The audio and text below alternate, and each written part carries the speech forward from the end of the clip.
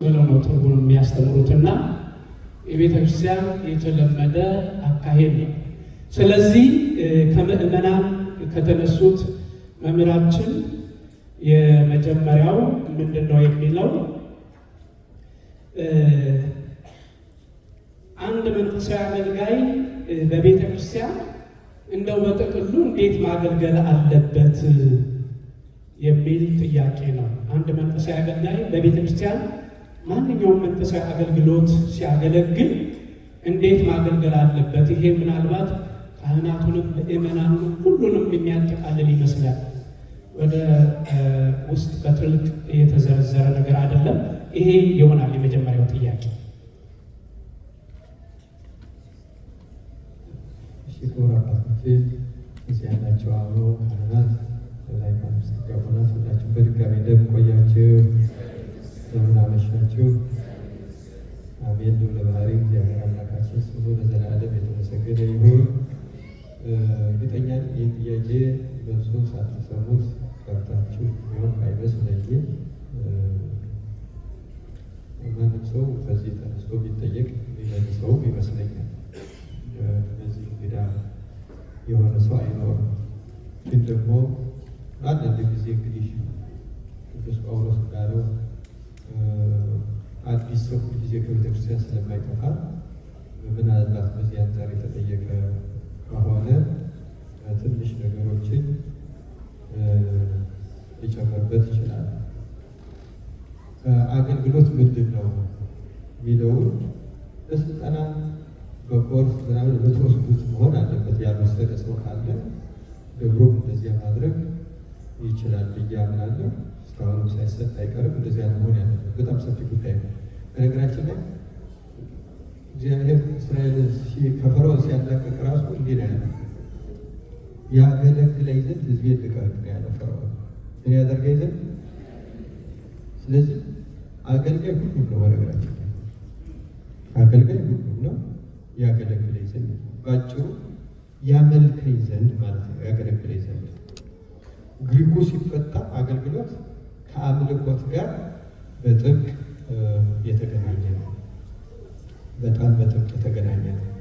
የሆነ ሆኖ አሁን ሰው በዚህ በዘመናዊ ትምህርት ስርዓት አንደኛ እንዲያስፈልጋል፣ ሁለተኛ ሶስተኛ እንዲያስፈልጋል የሚለውን እየተበለተ እንዲነገረን ስለሚወድ ለአገልግሎት በተለይ አገልግሎት በማስተባበር ላሉ ሰዎች ከሆነ ጥያቄ እንደዚያ የሚያተኩር ከሆነ አገልግሎት አምልኮት ነው። ሮሜ 12:1 ማየት ይቻላል።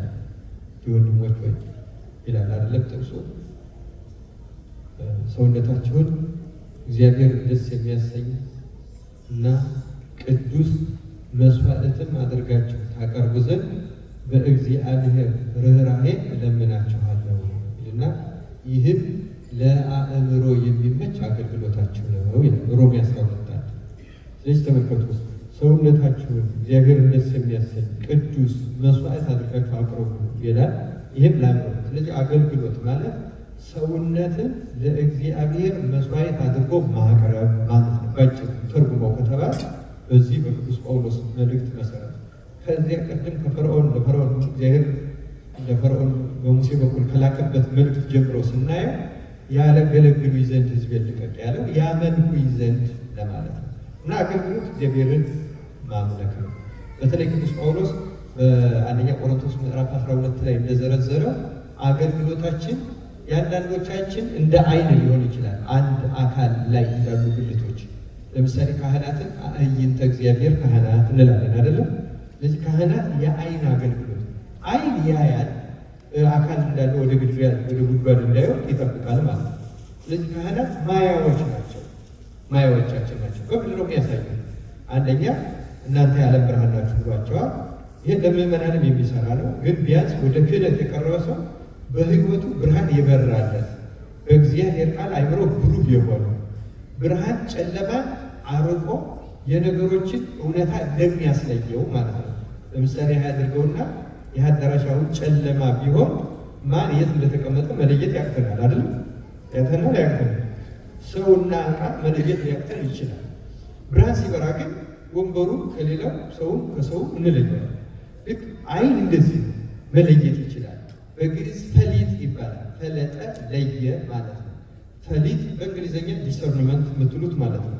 የመለየት ነገሮችን የመለየት የማብራት ጨለማውንና ብርሃኑን ምዕመናን ግራ ሲገባቸው ካህኑ መብራት ሆኖ ያገለግላቸው። ይሄ አይደረግም፣ ይሄ ይደረጋል፣ ይሄ እንደዚህ ነው፣ ይሄ ያስፈንናል፣ ይሄ ያጸድቃል፣ መብራት ይሆናቸዋል፣ ይመራቸዋል። ስለዚህ ካህናት እንደ አይን ያገለግላሉ ማለት ነው። ግን ደግሞ አገልግሎት የሚሰጥ አይን ብቻ አይደለም፣ በበለታችን ሁሉም አገልግሎት ይሰጣል። እኛ የክርስቶስ ቤተክርስቲያን የአንድ አካል ብልቶች ሆን የራሳችን አገልግሎት አለ። የቅንድብ ፀጉር የራሱ አገልግሎት አለ አይደለም? የአፍንጫ ፀጉርም የራሱ አገልግሎት አለ።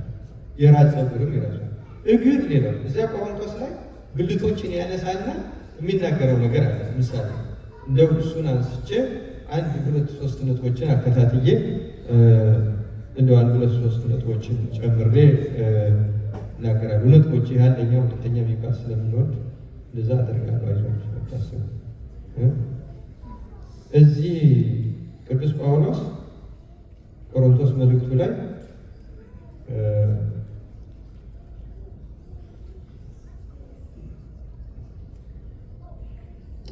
ቁጥር 12 ጀምሮ ሙሉ የምታነቡት ስለ አገልግሎት ነው። አካልም አንድ እንደሆነ ወይም ስለ አንድነት ስለ አንድ ቤተክርስቲያን አካልም አንድ እንደሆነ ብዙም ብልቶች እንዳሉበት፣ ነገር ግን የአካል ብልቶች ሁሉ ብዙዎች ሳሉ አንድ አካል እንደሆኑ ክርስቶስ ደግሞ እንዲሆነ አይሁድ ብንሆን፣ የግሪክ ሰዎች ብንሆን፣ ባሪያዎች ብንሆን፣ ጨዋዎች ብንሆን የሁላችን በአንድ መንፈስ አንድ አካል እንድንሆን ተጠምቀናልና ሁላችን አንድ መንፈስ ጠጥተናል።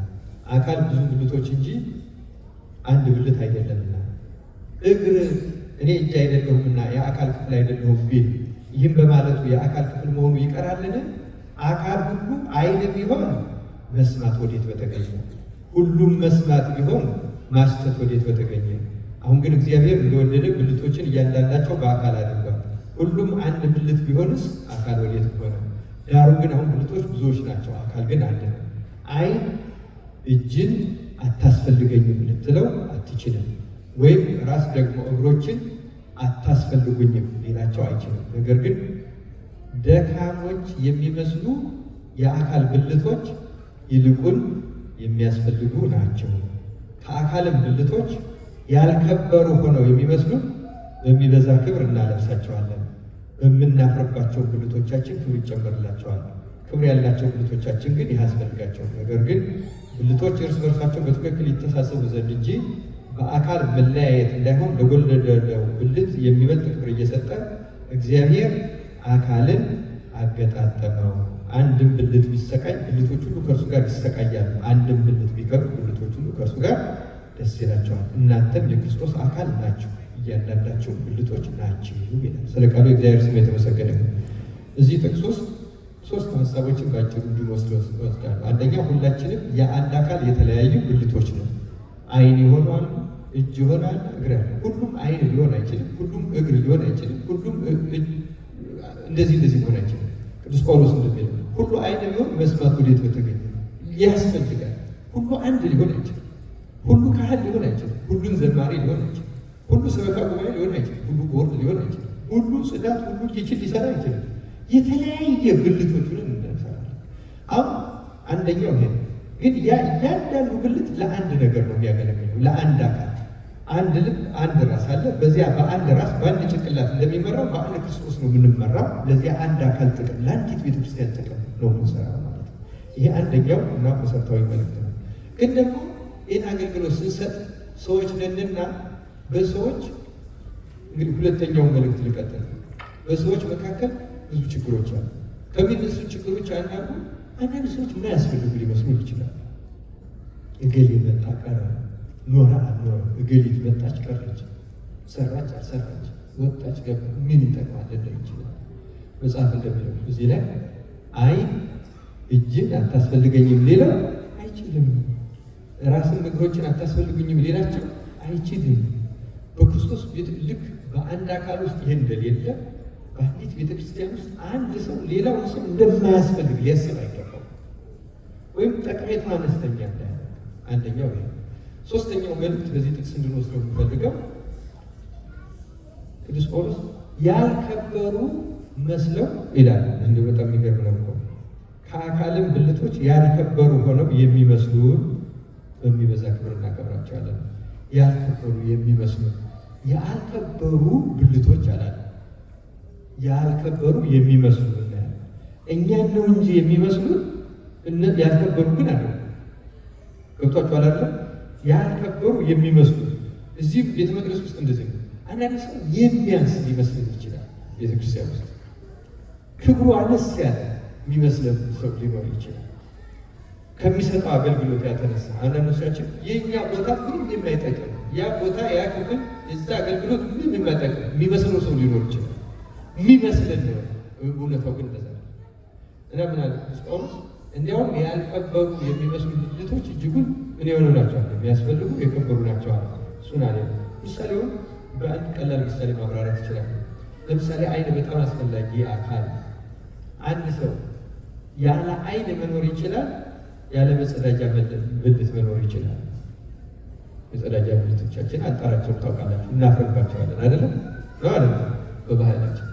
ግን አንድ ሰው ያለ አይን መኖር ይችላል አይችልም? መልሱልኝ። ይችላል አይችልም? ይችላል።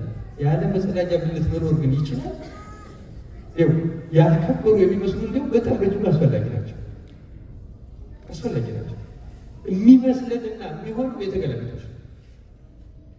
ስለዚህ አንዱ መረዳት ያለብን አሁን አንድ ነን የሚለው በአፍ የምንለው መሆን የለበትም ነው የሚለው ቅዱስ ጳውሎስ። በአፍ ለንግግር ሲሆን የምንለው ውስጣችን ሊያምንበት የሚገባ ነው።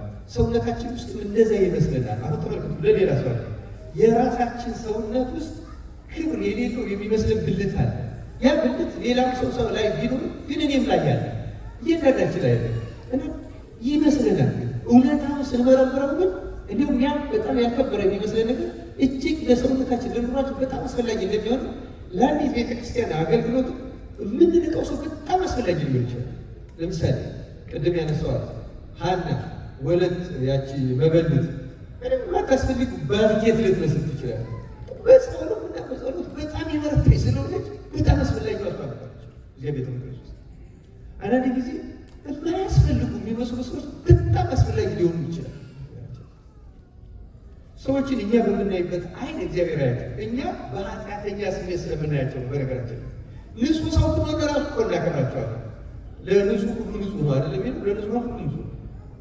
እኛ ችግር ስላለብን ሰዎች የባሰ ችግር ያለባቸው የሚመስለው በነገራችን። ስለዚህ ይሄ ስለ አገልግሎት ስናስብ አገልግሎት መስዋዕት ነው። አገልግሎት እያንዳንዱ ሰው ለአምላኩ የሚያቀርበው ነው። አገልግሎት መስዋዕት ሆኖ ራስን ሰውነት የሚቀርብበት ነው። ስለዚህ ማንም ሰው በቤተክርስቲያን ውስጥ አገልጋይ ነው። ቦታ ምድብ ደግሞ ለአሰራር እንዲያመች አለ። ያንን በተሰጠነበት ኃላፊነት መሰረት በቀናነት ማገልገል ተገቢ። በጣም ጥሩ። ለዚህ አገልግሎት ምን ያስፈልጋል? ጥያቄ ቀጭሮ ሄዳቸዋል። አገልግሎት ውስጥ መጀመሪያ መተኪያ የሌለው አስፈላጊ ነገር ታዛዥነት። ምንድን ነው አልኳቸው? ታዛዥነት። ታዛዥነትን የሚቀድም ምንም ሌላ አስፈላጊ ነገር የለም በአገልግሎት ውስጥ። ሲጀምር ሰው ራሱ ሲፈጠር በነገራችን ላይ የፍጥረት ሁሉ በላይ መሪ ሆኖ ነው የተሾሙ። ታውቃላችሁ። ግን የተሰጠው ከትእዛዝ ነው። ይችን እጽ እንዳትበላ ክፉና ደግን ከምታሳውቀው እጽ እንዳትበላ ይላል አይደል? አሁን ይሄ ቃል አሳሳች ነው። ያው ምን ችግር አለ? በልተዋት ቢያውቁ ወይም የሰው ሊኖር ይችላል። እንዲህ አዋቂ አድርጎ ነው የፈጠረው። ቅዱስ ዮሐንስ አፈወርቅ ይህን ሲያብራራ እኔ ወደ ትምህርት ወደ ትርጓሜ በዚህ ጉዳይ ልሄድ አለ ስትበላት ክፉን ከምታሳውቀው ማለት ነው። እና ይህን ሲያብራራው ምን ይላል? አሁን እኛ ስለ በሽታ ሲነገር፣ አሁን ስለ ካንሰር አሁን በዚህ ዘመን አስፈሪ ነው ሲነገረን በጣም መጥፎ በሽታ መሆኑን እናውቃለን አናውቅም? ግን በጣም የምናውቀው ብንታመም ነው ወይስ ብንሰማ ነው?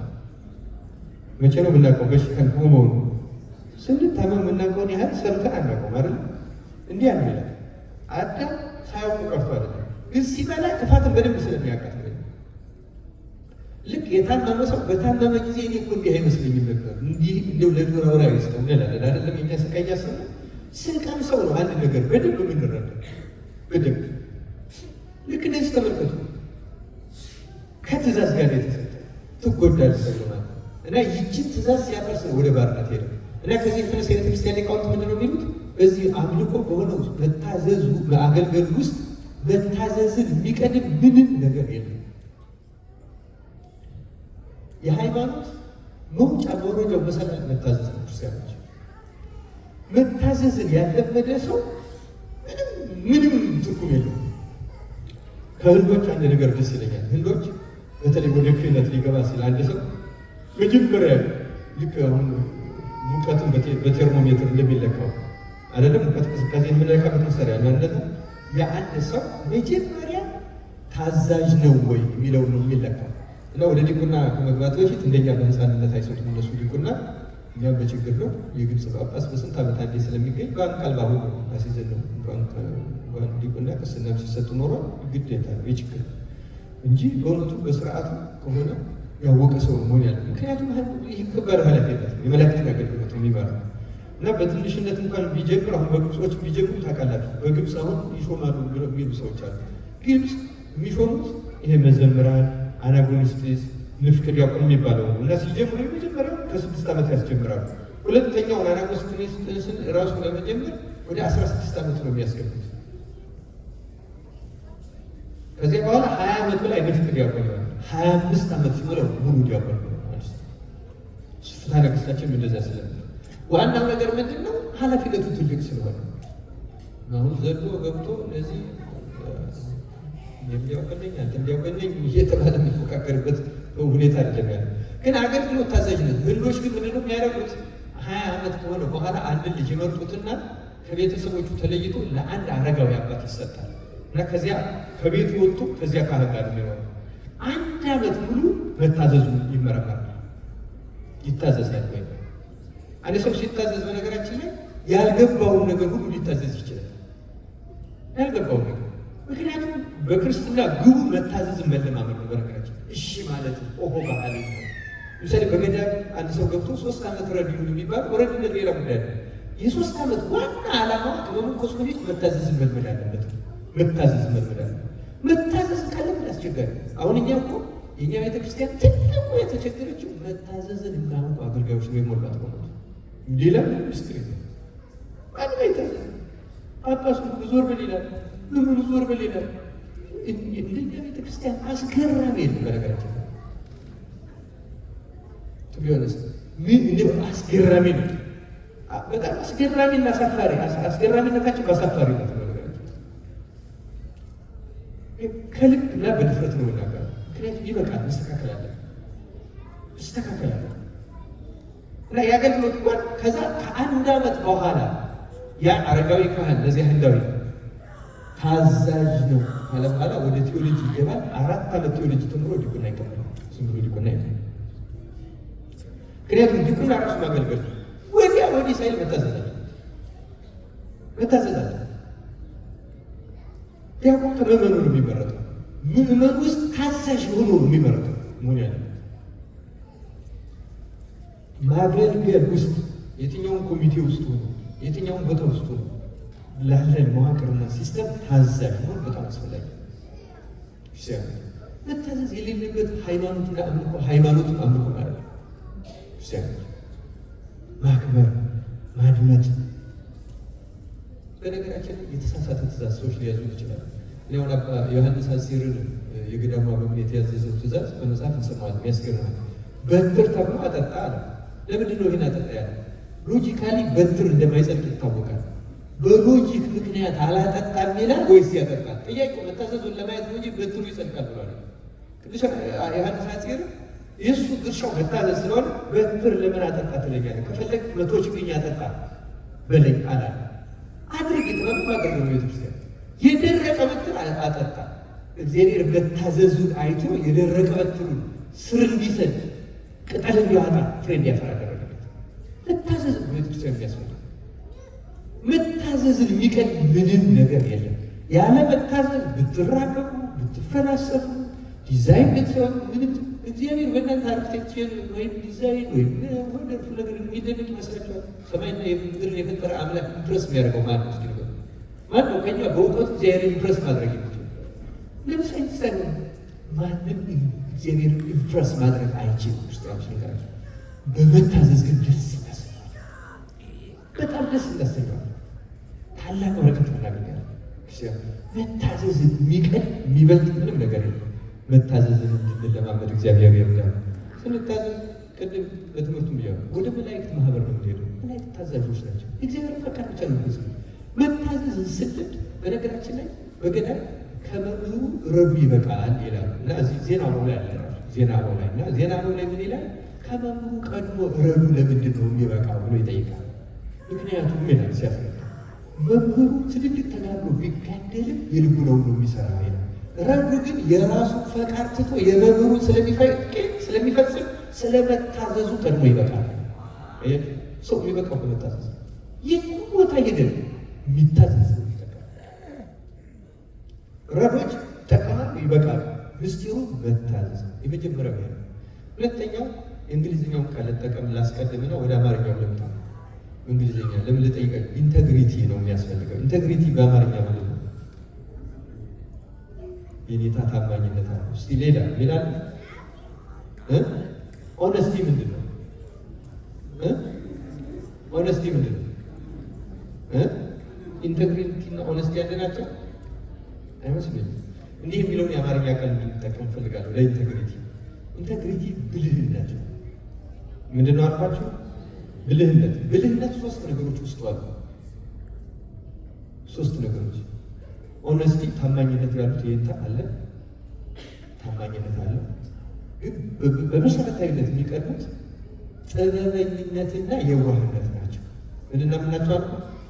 ጥበበኝነት፣ ጠቢብነትና ስለዚህ ሶስቱ ጠቢብነት፣ የዋህነት እና ታማኝነት በአንድነት ብልህነት ይባላል በመጽሐፍ ቅዱስ። ብልህነት ብልህ ኢንተግሪቲ ያለ ማለት እውነቱን ለመናገር ብልህ። ለምንድን ነው እንደዚህ የሚሆነው ካላችሁ ጌታ ያዘዘው ትዝ ይላችኋል አይደል? እንደ በጎች በተኩላዎች መካከል እልካቸዋለሁ፣ እንደ እባብ ምን ልባሞች፣ እንደ ርግብ ደግሞ ነው። ቅዱስ ጳውሎስ መልእክቱ ላይ ደግሞ ለበጎ ነገር ጥበበኞች፣ ለክፉ ነገር የዋሆች እንድትሆኑ እመክራቸዋለሁ ይላል። ኤፌሶን ላይ ይመስለኛል። ስለዚህ ተመልከቱ። አሁን የዋህነት ምን እንደሆነ ላብራራ። የዋህነት ሶስት ነገር የሚፈጽም ሰው ነው የዋህ የሚባለው።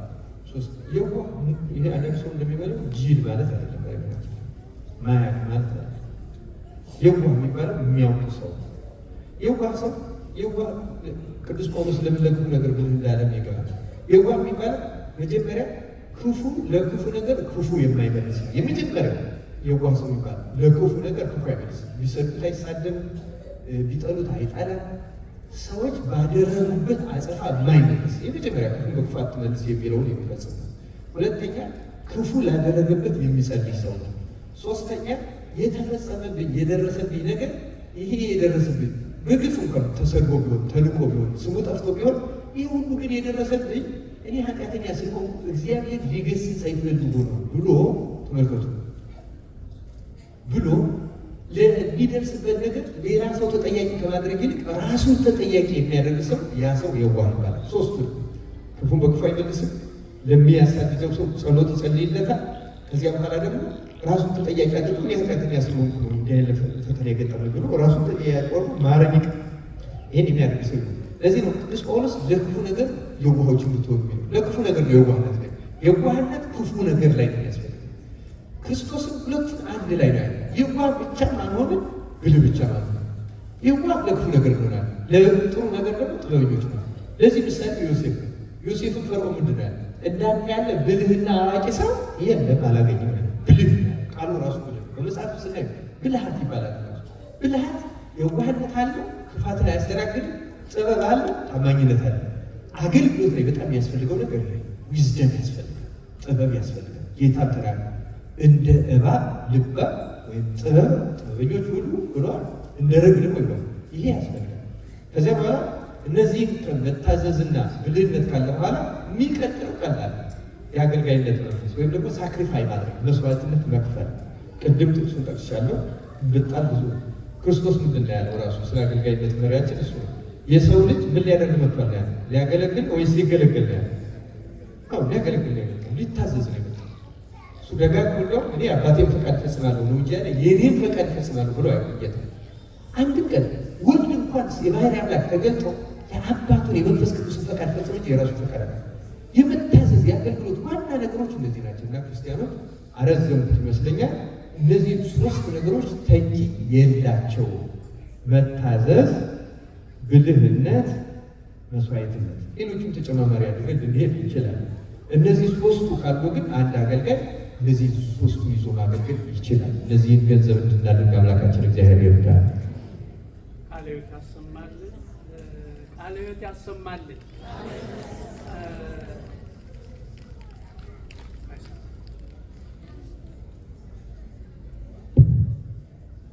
እጅግ በጣም እንደ ባህር ከሰፋው እውቀታቸው እንጨብ አድርገው ነው በእውነት መምህር ብርሃኑ አድማስ እያካፈሉን ያሉት። በዚህ አይነት መልኩ ደግሞ ትምህርቱ ይዘልቃል ወደ ውስጥ አይደል?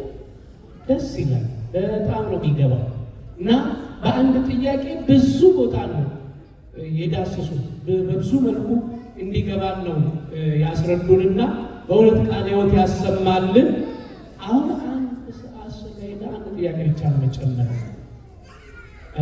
ምክንያቱም ቀሪው ነገር ሁሉን ዛሬ ከጨረስ ጥሩ አይመጣም። ስለዚህ ከዚህ በመቀጠል ሁለተኛው ጥያቄ ከምዕመናን ይመጣልን። የምንኖርበት ዓለም ብዙ አይነት ምግብ የሚመገቡበት ዓለም ላይ ነው የምንኖረው። በብሉይ ኪዳንም ለአይሁድ ከመብል ጋር ተያይዞ ሕግ ተሰጥቷል። በሐዲስ ኪዳንም ምን አይነት አስተምሮ አለ ስለ መብል የሚል ነው ሁለተኛው ጥያቄ መምህር። አሁንም መብል ነው የሚያስጨንቀን ነው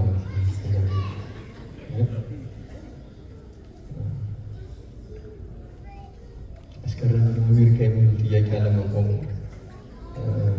እንግዲህ ለመንቀፍ አይደለም ማለት ነው። ግን ምንም የእግዚአብሔር ቃል የተሻረ አይደለም። ታውቃላችሁ አይደል? የተከለከሉትን የሚበሉ ሰዎች በብሉይ ኪዳን ጊዜ ክርስቲያን እንዳይሆኑና ያንንም በመብላታቸው ምክንያት ከቤተ መቅደስ እንዲለዩ የሚያዝ ስርዓት የለም። የሰማችሁ ነው አይደለም? ያንን የሚያዝ ምንም ስርዓት የለም። አንድ ያን ይበላ የነበረ ማህበረሰብ በሀገራችንም አይጥ ጉርጥ የሚበሉ አሉ። ቢጠመቁ አይጥ ጉርጥ ተዋ እንላቸው። መጀመሪያ ጸልየው መብላት ያዘያል። ከዚያ በኋላ ደግሞ እየለዩ ይሄዳሉ። የእግዚአብሔርን ቃል እየተማሩ እያወቁ ሲሄዱ ግን የእግዚአብሔር እውቀቱ ግን ፍጹም መሆኑን ማመን አስፈላጊ ነው። ክርስቲያኖች ለምሳሌ መባልትን ወይም የሚበሉትንና የማይበሉትን አሁን ከእግዚአብሔር በላይ እንደሚበሉና እንደማይበሉ ሊሆን ይችላል። ግን መልሱልኝ እስኪ ከእግዚአብሔር በላይ የፈጠረው ፍጥረት ማን ነው የሚያውቀው? ማን ነው የሚያውቀው? ለምግብ የሆነውን እኮ ፈጥሮ አልከለከለም። ክርስቲያኖች እንዲያውም እኛ ከተፈቀደው እየቀነስን ነው እኮ መሄድ ያለ። ኃጢአት እየበዛ ሲመጣ ነው መብል እየጨመረ ይመጣል። አንድ የራሴ ቄስ እንደዚህ ይላል፣ እስቲ መብል እየጨመረ ከመጣ ወዲህ በሽታ ጨመረ ወይስ ቀነሰ ብለው ይጠይቃል። ይህን ጥያቄ ለእኛ ብንጠይቀው መብል የምንበላው አይነት ሲበዛ በሽታ ቀነሰ ወይስ ጨመረ? ምንም ግልጽ ነገር ነው። ስለዚህ ጤናማ የሆነንና የማይሆነን እግዚአብሔር ያውቃል አያውቅም? በነገራችን ላይ የተፈቀዱት አንሰውን አይደለም። እንደዛ እንዲያምረን የሚያደርግ ስስት የሚባል በሽታ ይህ ስስት የተበለጠ የቀረብን ይመስላል። እንንገበገባለን። የአእምሮ በሽታ ነው በነገራችን እንጂ የምግብ ችግር አለ። የምግብ ችግር አለ። የአእምሮ ችግር፣ የአስተሳሰብ ችግር፣ ስስት የተበለጠ ምናምን ሰው ዘመናዊ የሆነ የነቃ ምናምን ዘመናዊ የሆነ እንደዚህ በሃይማኖትና በጤና እንደዛ ያለ ታመን ካልማቀቅን አይገባም እንዴ? ስለዚህ እኔ የምነግራችሁ ተመልከቱ። አንድን ሰው እነዚያ በመብላቱ ክርስቲያን አይደለም፣ ከቤተ ክርስቲያን ውጣ አይባልም። የእግዚአብሔር ቃል የሚለው ግን እነዚያ ለመበላት አልተፈጠሩ። አንድ ነው ሁለት ነው። አላሻሽልም። ሰው ልግን ካለ ሄደ ሰው እንጀራ መላክ እየመሰለ ይሄዳል ሲባል ጭራሽ አውሬ እየሆነ ሌላ የማይበላ እየበላ ለመሄድ ይጠይቅ ሰው። የእኛ አቅጣጫችን እኮ ወደ መላእክት ነው ወደስ ወደ አራዊት ነው? ወደ የት ነው? አቅጣጫችን እኮ ወደ መላእክት ወደ አለመብላት እኮ ነው ለመምጣት የምንጠራው ነው አይደለም? ብንችል እኮ ወደዚህ ነው አቅጣጫ። አሁን እኛ ገልብጠው ወደዚያ እንደ እንስሳ እንደ አውሬ እየሆን ወደ መሄድ ሰው እንደዚያ ጥያቄ ይጠይቃል። የእውነት የምንጠራው እግዚአብሔር ምስክር ይህ የእውቀት ጥያቄ አለ። ይህ የስስት ጥያቄ፣ የድህነትን ጥያቄ አለ። እግዚአብሔር ለሁላችን ማስተዋሉን ያድለን። ብዙ ለዚህ ማብራሪያ አልጨመርኩም። ያን ሊበሉ የነበሩ ክርስቲያኖች እንዲሆኑ ተፈቅዶላቸዋል። ክርስቲያኖች ነው እኛ በፍትሐ ነገሥታችን በማያሻማ ተገልጿል። ይሄ ምንም ወዲያ ወዲህ ብለዋል። ይሄ አዲስ ኪዳን ነው ምናምን ልክ ነው። አዲስ ኪዳን ያሰኘው እነዚያን ሰዎች ክርስቲያን ማድረግ ነው እንጂ የማይበላው ሁሉ ብሎ በብሎ መፍቀዱ አለ። አዲስ ኪዳን አንድም ቦታ ላይ እነዚያ ብሉ ተብሎ ስጋዬና ደሜን ብሉ ነው አዲስ ኪዳን ክርስቲያኖች። ምንም እንደዚህ አይነት ትእዛዝ የለም። መጨነቅ መታወቅ የለም ሲሆን የበጉን የበሬው ስጋ ሰው እየቀነሰ ይሄዳል። ይታመኑ ወደ ሌላ እንስሳ ስጋ ይሻላል። እግዚአብሔር ለሁላችን ማስተዋሉን ያድለ። እውነት ለመናገር ስለ ምግብ አንድ ነገር ልንገራችሁ። በዜና ያለ ይሄ የተፈቀደው ምግብ ስንበላ ሁሉ የሚሆነው እንዲህ ይላል። ምግብ እንደ በይዎቹ ነው ለሰውነታቸው እና አንድ ሰው ምግብ ለምሳሌ ቀርብለት የሆነ ቦታ ሄዳችሁ ድግስም ቤት ሊሆን ይችላል፣ ሰርግም ሊሆን ይችላል እና 3 አይነት ናቸው በይዎቹ ይላል ዜና። አንደኛ አመስግነው የሚበሉ አሉ ይላል። ምን አድርገው የሚበሉ? ሁለተኛ ሳያመሰግኑ ማለት ሳይነቅፉ ሳያደንቁ ምንም ሳይሉ የሚበሉ አሉ ይላል። ሶስተኛ በልባቸው እየናቁ አሁን ይህን ወጥ ሰርታ ቦታ ነው ይህን ምግብ ብለው እንደዚህ እያሉ እየተቹ የሚበሉ አሉ ይላል። እንደዚህ እያሉ የሚበሉ አሉ ይልና እየናቁ ለሚበሉት እንደ ፍግ እንደ ኩበት ይሆንባቸዋል ይላል ሰውነታቸው ውስጥ። ታውቃላችሁ እግዚአብሔር በጣም ረቂቅ አምላክ ስለሆነ ስስ ተብሎ አንድ ሰው የምግብ ጣዕም እያማረጠ እያጣጣመ የሚበላ ሰው በነገራችን ላይ እሱ ትልቅ ኃጢአት ነው። የራሱን ቴስት ሳቲስፋይ ለማድረግ የሚጣጣር ሰው ማለት እና እንዲያ እያደረጉ የሚበሉትን በሰውነታቸው ውስጥ አሁን በኋላ አንዳንድ ሰው ሲያመው ምን ይላል? አይ ድሮም ደስ አላለኝም ነበረ ባልብለው ራሱ በሽታ የሆነ እንደዛ ማመኑ ነው። በነገራችን እየረገመ እየናቀ የሚበላው ሰው በሽታ ነው የሚሆነው። የሚያደርገው እግዚአብሔር ምግብ አይደለም። ይገርማል። በጣም ስስታም በመሆናችን ለራሳችን የተለየ ክብር ከመስጠታችን የተነሳ ማለት ነው። አይገባኝም እያለ የሚበላ አለ። አይገባኝም የሚለው እንዳይገባው ነው የሚያደርገው። ሳያመሰግኑ ሳይነቅፉ የሚበሉትን እንደ ምግብ ይሆንላቸዋል። እያመሰገኑ የሚበሉትን እንደ በዓል እንደ ሌሎች ውድ ነገሮች ኃይል ጥቅም እንዲሰጣቸው እግዚአብሔር ያደርጋል። እና በምግብ መሳሳት የለብንም። ክርስቲያኖች መፍትን የለብንም። አይምሮች ማስጨነቅ የለብንም። ይሄን ታሪክ ያመጣሁት ለምንድን ነው? ምግቡ አንድ ሆኖ ያው የተፈቀደው ሆኖ በህሊናችን ምክንያት 3 ደረጃ ይኖራል። በእግዚአብሔር ላይ ሰው በትህትና አመስግኖ እንጂ ስንት ወገናችን ምግብ ችግሮት በሚኖርበት ሀገር በዕለት አንድ ጊዜ የሚቀምሰው ጠፍቶ ባለበት ዘመን ሰው እነዚህ ያለ መጨነቅ የለበትም። አመስግን መኖር አለ። በማብዛት ይቅርታ ዜርስ ልጨርሻለሁ። ነገ እንዲመጡ ይለኛል።